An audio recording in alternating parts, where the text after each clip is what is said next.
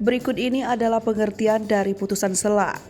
Seperti diketahui, Pengadilan Negeri Jakarta Selatan menggelar sidang dengan agenda putusan sela dalam kasus pembunuhan berencana Brigadir Nofriansah Yosua Huta Barat atau Brigadir J pada hari ini, Rabu 26 Oktober 2022. Adanya putusan sela pada sidang biasanya dijatuhkan karena penyampaian eksepsi dari terdakwa kasus atau penasihat hukumnya. Seperti pihak Ferdy Sambo pada sidang sebelumnya menyampaikan eksepsi. Dikutip dari tribunnews.com, putusan sela ini bersifat sementara, namun dapat juga menjadi putusan akhir apabila suatu permasalahan berkenan dengan kompetensi relatif. Putusan sela merupakan sidang untuk memutuskan sebelum hakim memutuskan suatu perkara.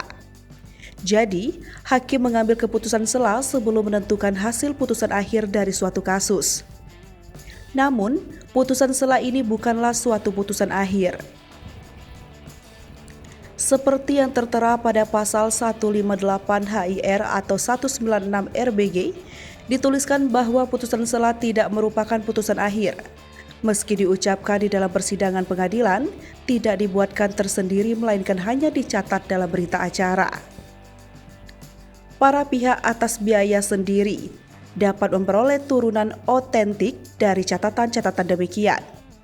Selain itu, putusan sela juga dapat dibedakan menjadi 4 macam, yakni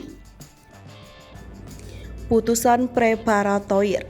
Putusan ini terdapat dalam kandungan putusan sela dengan tujuan untuk mempersiapkan jalannya pemeriksaan. Sebagai contoh, putusan preparatoir ini merupakan tahapan jadwal persidangan. Putusan preparatoir dikembangkan dengan menggabungkan prinsip manajemen dalam sistem peradilan. Putusan interlokutoir. Dikutip dari kemenkugo.id, putusan interlokutoir merupakan bentuk khusus dari putusan sela. Dalam putusan ini terdapat 4 perintah dengan tujuan yang dicapai seorang hakim, yakni: pertama, putusan interlokutoir memerintahkan untuk mendengarkan keterangan ahli. Kedua, memerintahkan pemeriksaan di tempat.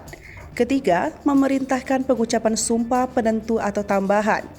Keempat, memerintahkan untuk melakukan pemanggilan saksi seperti yang termuat dalam pasal 139 HIR. Yang kelima, memerintahkan pemeriksaan pembukuan perusahaan yang terlibat suatu sengketa. Putusan insidentil. Putusan ini adalah putusan sela yang berkaitan langsung dengan gugatan. Selain itu, yang berkaitan juga dengan penyitaan yang dibebankan pemberian uang jaminan dari pemohon sita agar sita dilaksanakan.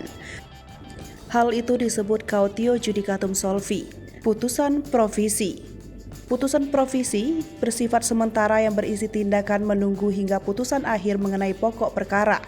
Putusan ini tidak boleh mengenai pokok perkara, melainkan hanya tindakan sementara berupa larangan melanjutkan suatu kegiatan. Penegasan ini tercantum dalam putusan MA nomor 1788/SIP-1976, begitu juga penegasan putusan MA nomor 279/SIP-1976.